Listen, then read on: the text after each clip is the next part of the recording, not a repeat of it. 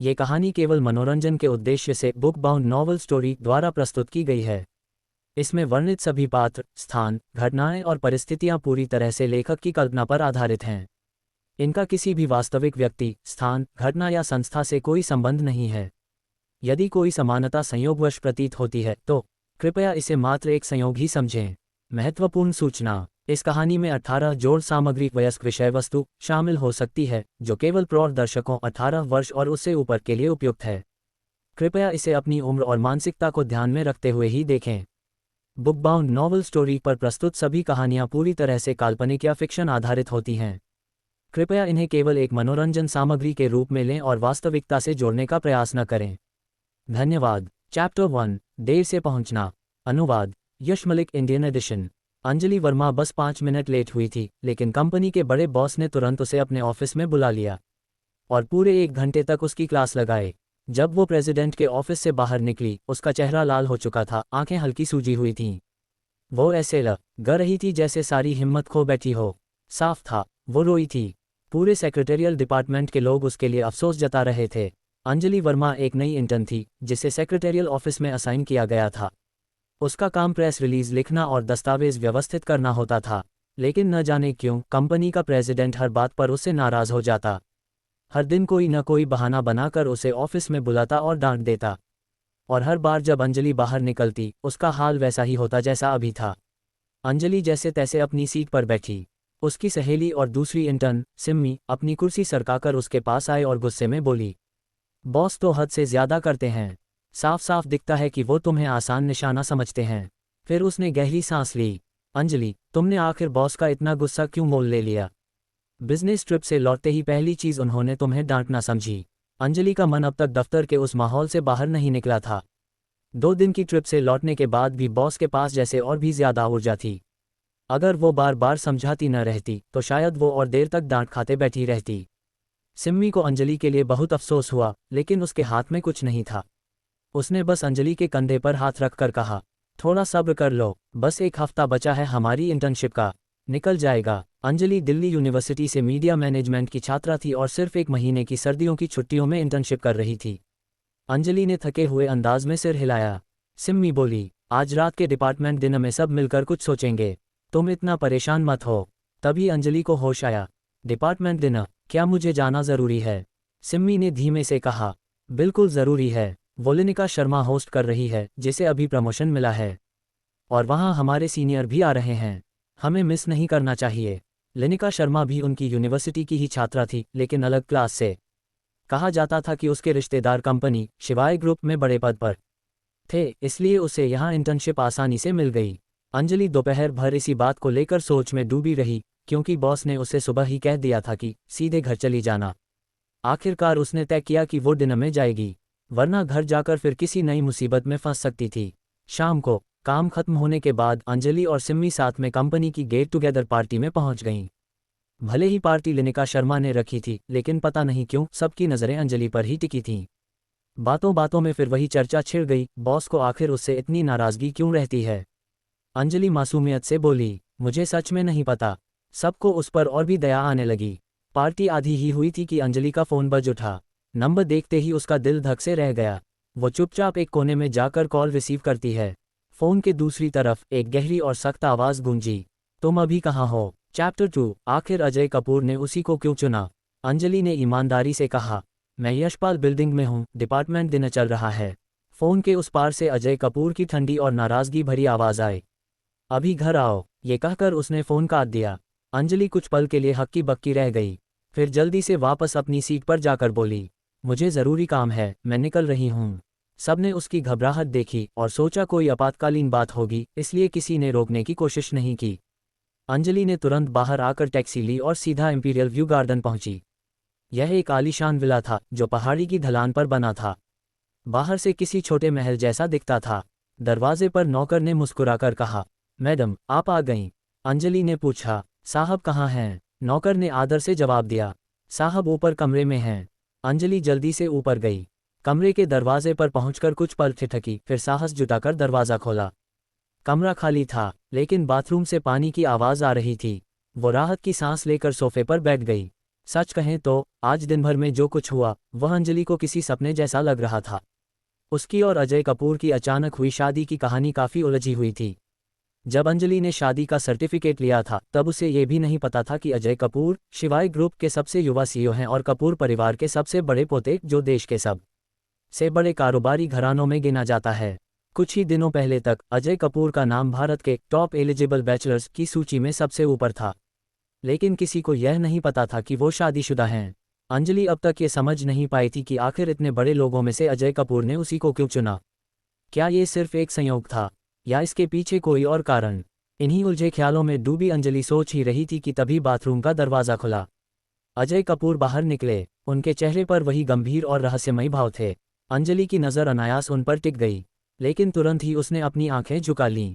अजय ने उसकी ओर देखते हुए धीमे स्वर में कहा, काफ़ी सोच में डूबी लग रही हो। अंजलि सकपका कर बोली, नहीं, बस यूं ही। वो खुद भी नहीं जानती थी कि क्यों उसके सामने आते ही उसका दिल ज़ोर ज़ोर से धड़कने लगता है। अजय धीरे धीरे उसकी तरफ आए। कमरे में एक अजीब सी खामोशी छा गई। अंजलि को लगा जैसे हर कदम के साथ वो और ज़्यादा बेचैन होती जा रही है। जारी रहेगा। चैप्टर 3, टेडी से तुलना। पिछली रात की थकान के कारण अंजलि वर्मा देर तक सोई रही। हालांकि उसने अलार्म लगाया था, लेकिन किसी कारण से वो बजा ही नहीं। अचानक जागते ही उसने घबरा कर देखा, सुबह के 8 बज चुके थे। हे भगवान, मैं ऑफिस के लिए लेट हो गई हूँ, उसने घबरा कर कहा। बगल में सोए हुए अजय कपूर ने करवट ली और उनींदी आवाज़ में बुदबुदाया, इतनी सुबह सुबह क्या हंगामा है? अंजलि तुरंत बिस्तर से उठने लगी, लेकिन अजय ने उसका हाथ पकड़कर रोक लिया। अब तो वैसे भी लेट हो चुकी हो, कुछ देर और आराम कर लो। अंजलि चुप रही, उसने कुछ कहा नहीं। धीरे से उठने की कोशिश की और जैसे तैसे अजय की पकड़ से निकलकर तैयार होकर ऑफिस निकल गई। ऑफिस पहुंची तो समय हो चुका था 9:30। उसकी सहेली सिम्मी ने मजाकिया अंदाज में पूछा, क्या बात है, आज इतनी लेट क्यों हो गई? अंजलि का चेहरा लाल हो गया। उसने तुरंत बहाना बना लिया, घर पर मेरा पालतू कुत्ता बहुत तंग कर रहा था, छोड़ना ही नहीं चाह रहा था। सिम्मी हंस दी, ओह अच्छा, वैसे देखो सीईओ आ गए। जैसे ही अजय कपूर वहां से गुजरे, उन्होंने हल्की नज़र अंजलि की तरफ डाली। अंजलि का दिल जोर से धड़कने लगा। उसने चुपचाप सिर झुका लिया। सिम्मी ने धीरे से कहा, मैं तो समझी अभी तुम्हें फिर डांट के लिए बुला लेंगे। वैसे तुम लेट थी, लेकिन सीईओ भी तो लेट आए। बिल्कुल सही, क्योंकि दोनों साथ ही निकले थे, बस किसी ने देखा नहीं। पास खड़ी लिनिका शर्मा ने बातचीत सुन ली और पूछ लिया, अंजलि, तुम्हारे पास पालतू कुत्ता है? कौन सा ब्रीड? बिना सोचे समझे अंजलि के मुंह से निकल गया, टेडी। उसके चेहरे पर घबराहट आ गई। अगर अजय कपूर ने यह सुना तो शायद बुरा मान जाएं। लेकिन अजय फिलहाल बिजनेस ट्रिप पर जा रहे थे। दोपहर में ही उन्होंने मैसेज किया, मैं 3 दिन के लिए सिंगापुर जा रहा हूं, वापसी पर मिलते हैं। अंजलि और अजय को गुप्त रूप से शादी किए हुए 3 महीने हो चुके थे। इन 3 महीनों में अजय आधा समय सफ़र में ही रहे, लेकिन जहां भी जाते फ्लाइट से पहले अंजलि को मैसेज ज़रूर करते। अंजलि के मन में बस एक ही बात थी, ये इंटर्नशिप किसी तरह पूरी हो जाए और वह वापस यूनिवर्सिटी लौट जाए। लेकिन अगले ही दिन उसके लिए एक नई मुसीबत इंतज़ार कर रही थी। ऑफिस पहुंचते ही उसने देखा कि उसकी टेबल के चारों ओर लोग जमा हैं। पास जाकर देखा तो टेबल पर एक विशाल गुलदस्ता रखा था, 99 रंग बिरंगे गुलाबों का गुलदस्ता। एक सहकर्मी ने ईर्ष्या भरे स्वर में कहा, वाह अंजलि, किसने भेजा है ये? 3 महीने की सैलरी तो इसमें लगी होगी। अंजलि खुद भी चौंक गई। उसने पास रखी चिट्ठी उठाई और पढ़ते ही उसका चेहरा पीला पड़ गया। उसने तुरंत गुलदस्ता उठाया और पास के कूड़ेदान में डाल दिया। सब लोग हैरान रह गए। किसी ने धीरे से पूछा, क्या ये तुम्हारे बॉयफ्रेंड ने भेजा था? क्या झगड़ा हो गया? दूसरा बोला, अगर मुझे कोई इतने गुलाब भेजे तो मैं तुरंत माफ़ कर दूँ। अंजलि ने कोई जवाब नहीं दिया। उसका चेहरा देखकर सबने और सवाल पूछना छोड़ दिया। पूरा दिन उसका मन अशांत रहा। शाम को जब उसने ऑफिस छोड़ा और बाहर देखा तो एक कार उसका इंतजार कर रही थी। लक्ष्य मल्होत्रा की कार। उसकी सांसें थम गईं। चैप्टर 4, जन्मदिन का तोहफा बेवफाई। अंजलि वर्मा ने सोचा कि बिना कुछ कहे वहां से निकल जाए, लेकिन लक्ष्य मल्होत्रा ने उसे देख लिया। वो तुरंत कार से उतरा और उसका हाथ पकड़ते हुए बोला, अंजलि, मेरी बात सुनो, मुझे सफाई देनी है। अंजलि ने ठंडे स्वर में कहा, ठीक है, बोलो, मैं सुन रही हूँ। लक्ष्य ने घबराकर कहा, उस दिन मैं नशे में था, मुझे लगा श्रेया तुम हो। अंजलि ने तीखे अंदाज में जवाब दिया, सफाई खत्म हो गई? अगर हाँ तो मैं जा रही हूँ। उस समय दफ्तर का एग्जिट लोगों से भरा हुआ था। तभी सिम्मी अपनी छोटी कार लेकर गेट से बाहर निकली। अंजलि ने हाथ उठाकर उसे रोका और जल्दी से कार में बैठ गई। लक्ष्य ने पीछा नहीं किया। हाईवे पर कार दौड़ रही थी। सिम्मी ने उत्सुकता से पूछा। अभी बाहर वो हैंडसम लड़का कौन था? वही जिसने सुबह गुलाब भेजे थे। अंजलि चुप रही। सिम्मी ने अनुमान लगाया, बॉयफ्रेंड, ओह एक्स बॉयफ्रेंड। उद्धरण चिन्ह। वो फिर बोली, लग तो रहा था जैसे सुलह करने आया हो, लेकिन तुम दोनों अलग क्यों हुए? इतना हैंडसम और अमीर लड़का कोई आसानी से छोड़ता है क्या? अंजलि ने थकी आवाज में कहा। सिम्मी, मेरा सिर दर्द कर रहा है, बात मत करो। सिम्मी हैरान थी। अंजलि आमतौर पर हर हाल में मजबूत दिखती थी, लेकिन आज उसका टूटना साफ दिख रहा था। खिड़की से बाहर झांकते हुए अंजलि की सोच 3 महीने पीछे चली गई। 11 नवंबर, उसका जन्मदिन। लेकिन उस दिन लक्ष्य मल्होत्रा का तोहफा ऐसा था जिसे वो कभी नहीं भूल पाएगी। वो अपने ही सबसे करीबी लोगों की गद्दारी का गवाह बनी, लक्ष्य और उसकी सबसे अच्छी सहेली श्रेय। उसी दिन अंजलि ने सब कुछ खो दिया। उसी सदमे में वो नाइट स्टार बार में चली गई थी और वहीं से उसकी जिंदगी ने नया मोड़ लिया था। पिछले 3 दिनों से लगातार महंगे रंग बिरंगे गुलाब उसकी टेबल पर आते रहे, और हर शाम लक्ष्य मल्होत्रा दफ्तर के बाहर खड़ा उसका इंतजार करता रहा। पूरा ऑफिस जान चुका था कि एक हैंडसम आदमी अंजलि को मनाने की कोशिश कर रहा है, लेकिन अंजलि ने कभी किसी को सफाई नहीं दी। केवल सिम्मी को सच्चाई पता थी। चौथे दिन भी गुलाब उसके डेस्क पर रखे थे, लेकिन इस बार उसके साथ एक और शख्स आया, श्रेयसी। अंजलि उसे देखकर भौचक्की रह गई। श्रेयसी उसके पास दौड़कर आए और बोली, अंजलि, तुम मुझसे मिल नहीं रही, फ़ोन भी नहीं उठाती, इसलिए मुझे यहाँ आना पड़ा। क्या हम बात कर सकते हैं? ऑफिस में कई नज़रें उन पर टिक गई थीं। अनचाहा तमाशा न बन जाए, इसलिए अंजलि ने कहा, चलो मीटिंग रूम में। अंदर पहुंचते ही श्रेयसी की आंखों से आंसू बह निकले। उसने अंजलि का हाथ पकड़ लिया और बोली, अंजलि, मुझे माफ़ कर दो, मैं तुम्हें खोना नहीं चाहती। अंजलि ने सख्ती से कहा, अगर तुम सच में दोस्त होती तो ऐसा कभी नहीं करती, और मुझे याद है उस दिन तुम नशे में नहीं थीं। श्रेयसी सुबकते हुए बोली, अंजलि, तुम्हें पता नहीं, मैं लक्ष्य को बहुत पहले से चाहती थी। हाँ, तुम दोनों बचपन के दोस्त हो, मुझे बीच में नहीं आना चाहिए था, लेकिन अगर प्यार काबू में होता तो वो प्यार ही कैसा। उद्धरण चिन्ह। वो फिर गिड़गिड़ाए, हम इतनी सालों से दोस्त हैं, क्या तुम लक्ष्य को मुझे नहीं सौंप सकती? तुम तो वर्मा परिवार की बेटी हो, तुम्हें कोई भी अच्छा रिश्ता मिल जाएगा, लेकिन मेरे पास कुछ नहीं है। अगर लक्ष्य नहीं होगा तो मैं बिल्कुल खाली हो जाऊंगी। अंजलि, तुम हमेशा दूसरों से नहीं लड़ती, तो एक बार मुझे उस ए लेने दो। अंजलि सन रह गई। उसे छोड़ दूं? वो तो कभी उससे चिपकी ही नहीं थी। उस दिन के बाद अंजलि को साफ हो गया था कि लक्ष्य और उसके बीच अब कोई रिश्ता नहीं बचा। अंजलि ने मुड़कर ठंडी आवाज में कहा, क्या यही कहने आई थी आज? उद्धरण चिन्ह। अध्याय 5, मैं गर्भवती हूँ। रिया गोंगजू ने बहुत कम बार ही देखा था कि सिया शी यांग इतनी सख्त और ठंडी हो जाए। उसकी आवाज़ कांप गई। तो तुम सच में मुझे माफ़ नहीं करोगी? सिया, तुम्हारे पास पहले से ही सब कुछ है, फिर भी तुम हर्ष लू हाउशन के लिए मुझसे क्यों लड़ रही हो? तुम्हें मेरी खुशी बर्दाश्त नहीं होती है ना? सिया कुछ पल चुप रह गई। उसे समझ नहीं आया कि रिया की यह कैसी सोच है।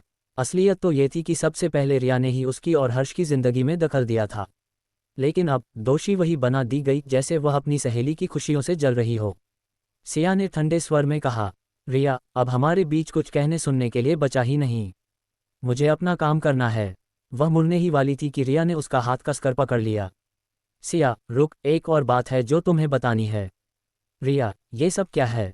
दरवाजे पर एक ऊंचा कद वाला शख्स खड़ा था, हर्ष। उसके चेहरे पर गुस्सा साफ झलक रहा था। रिया, मैंने तुमसे कितनी बार कहा है कि सिया को परेशान मत करो। रिया तुरंत एक मासूम दुखी सी लड़की बन गई। मैं तो सिर्फ सिया से माफ़ी मांगने आई थी।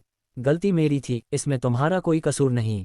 सिया को तभी एहसास हुआ कि उसकी बचपन की सहेली कितनी अच्छी अभिनेत्री है। हर्ष की नज़रें रिया पर थोड़ी मुलायम हो गईं। फिर उसने सिया की ओर देखा। सिया, पापा आज अस्पताल से डिस्चार्ज हुए हैं। क्या तुम रात के खाने पर हमारे घर आ सकती हो? मुझसे नाराज़ हो तो रहो, पर माँ पापा से तो मत हो। वे तुम्हें अपनी बेटी की तरह चाहते हैं। सिया चौंकी। कब अस्पताल में भर्ती थे अंकल? उद्धरण चिन्ह। हर्ष ने झट से कहा, बस वही, और की सर्जरी थी। सुबह ही वे तुम्हें याद कर रहे थे, कह रहे थे सिया बहुत दिनों से घर नहीं आई। सिया सोच में पड़ी ही थी कि रिया की बेचैनी बढ़ गई। और मेरा क्या, हर्ष? अगर ये वहाँ गई तो? उद्धरण चिन्ह। असल में रिया जानती थी कि अगर सिया आज लू परिवार लू फैमिली के घर चली गई तो वहाँ के अपनेपन और प्यार से उसका मन पिघल सकता है, और फिर उसके सारे प्लान पर पानी फिर जाएगा।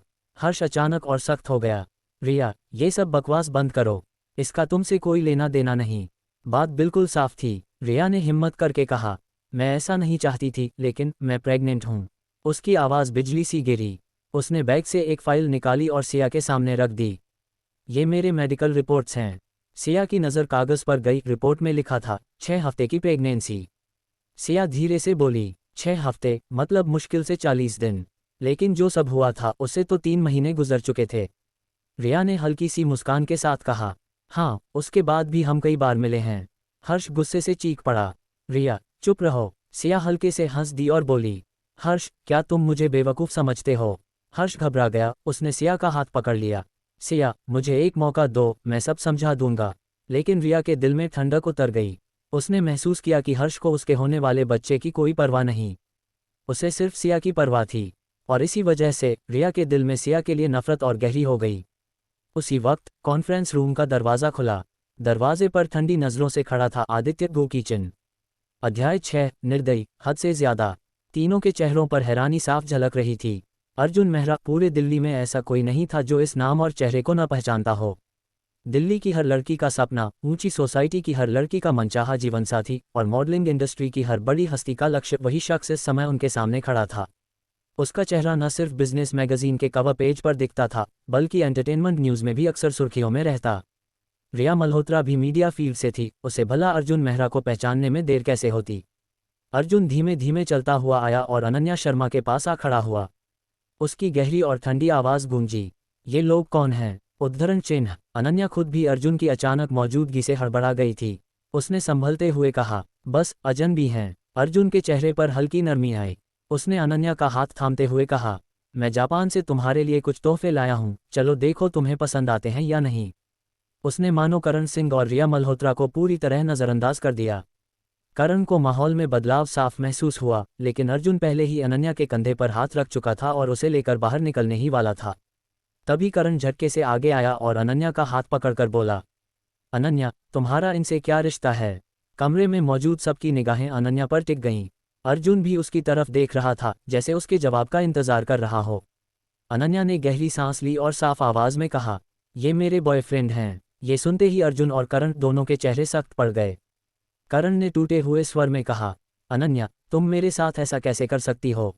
उसकी आंखों में चोट और रिया के चेहरे पर अविश्वास देखकर अनन्या को अजीब सा संतोष महसूस हुआ। अर्जुन के सही समय पर आने से कम ये तो साबित हो गया कि वो पूरी तरह अकेली और बेवकूफ़ नहीं है।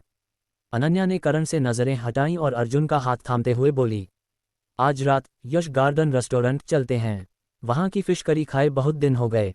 अर्जुन ने उसके माथे को हल्के से छूते हुए कहा, जैसा मेरी छोटी फूडी चाहे। करण का चेहरा हरा पड़ गया। गुस्से में उसने दरवाजे तक जाते जाते जोर से कहा, अर्जुन, जानना चाहते हो मेरा और अनन्या का रिश्ता क्या है? मैं इसका पहला प्यार था। करण के मन में अब तक यही विश्वास था कि चाहे उसने रिया को क्यों न अपनाया हो, अनन्या उससे बचपन से जुड़ी थी और हमेशा रहेगी।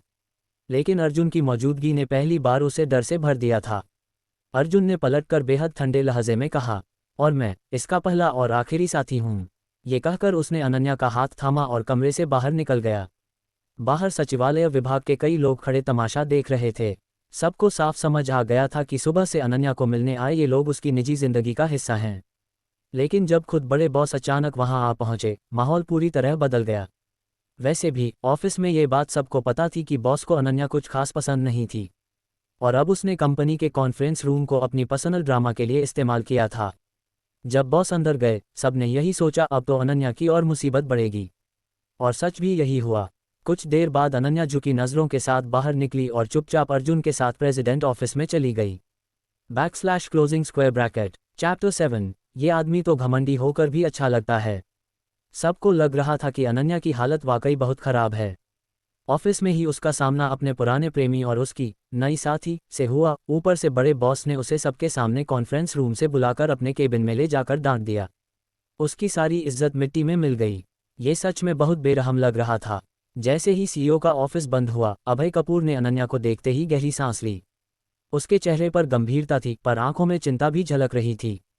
अभय ने धीमी आवाज में पूछा, अनन्या, ये सब ऑफिस में क्यों कर रही हो? तुम्हें पता है लोग तरह तरह की बातें बनाएंगे। अनन्या का सिर झुक गया। वो कुछ देर चुप रही, फिर बोली, मैंने जानबूझकर कुछ नहीं किया, बस हालात ऐसे बन गए। अभय की निगाहें उसके चेहरे पर टिकी थीं। लेकिन जब तुमने सबके सामने मुझे अपना बॉयफ्रेंड कहा, तब क्यों नहीं बताया कि हम पति पत्नी हैं? क्या तुम्हें मुझ पर शर्म आती है? अनन्या चौंक गई। अब उसे अभय की नाराजगी की वजह समझ आई। असल में उनकी शादी गुप्त थी। दोनों ने सोचा था कि अभी सही समय नहीं है इसे सबको बताने का। अनन्या को लगता था कि अगर ये रिश्ता ज़्यादा दिन न टिक पाया तो कम से कम जिंदगी आसान रहेगी, लेकिन वो बात अभय से कह नहीं सकती थी।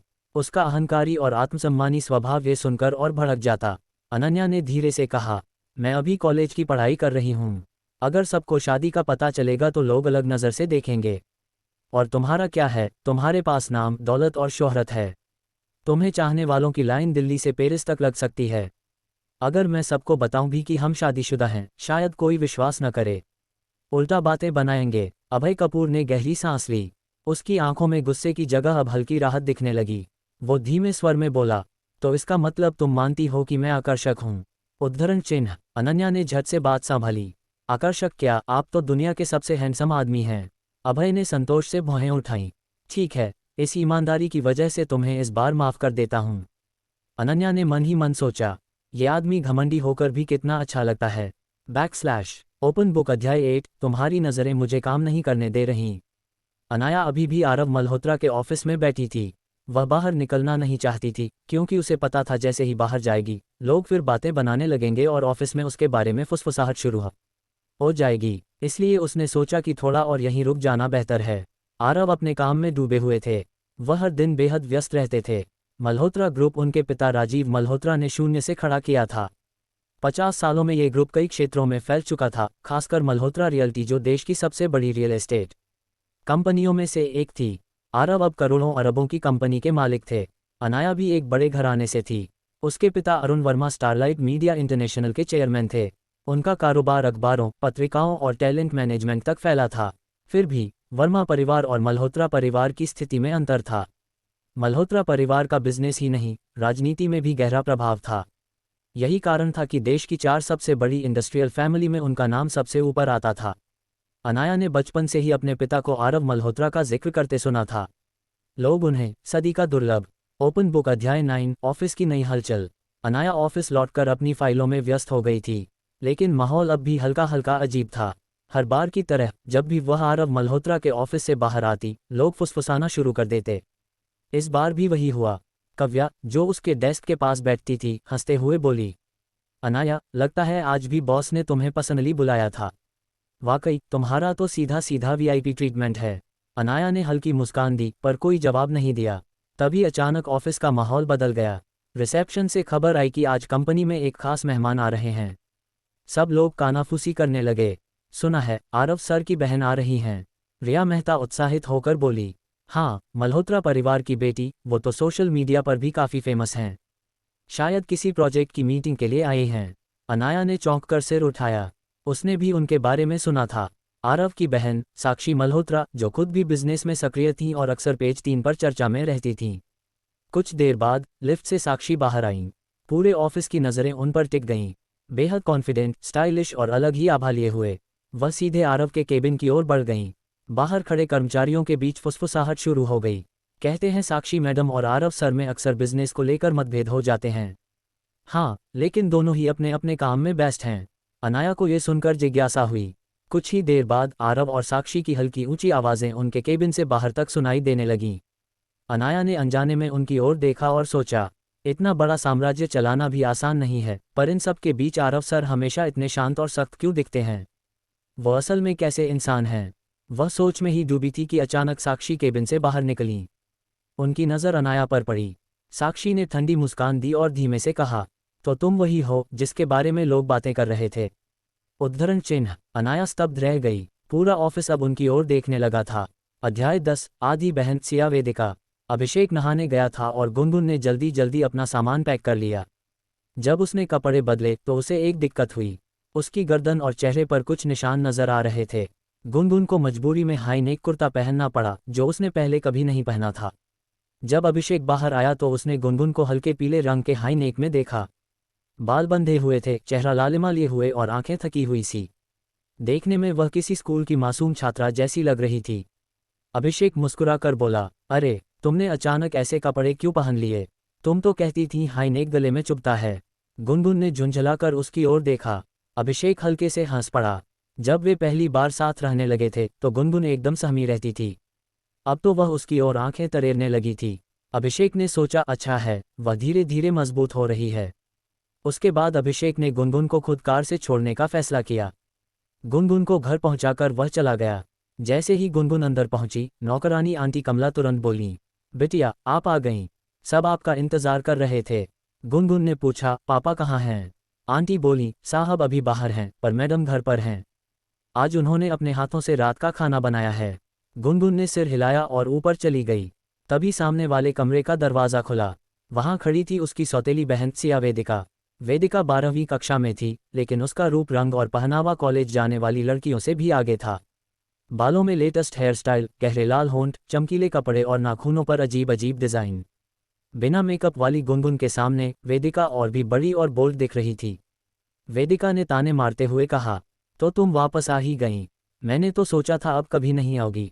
गुनगुन को अपनी इस बहन से कभी कोई अपनापन महसूस नहीं हुआ।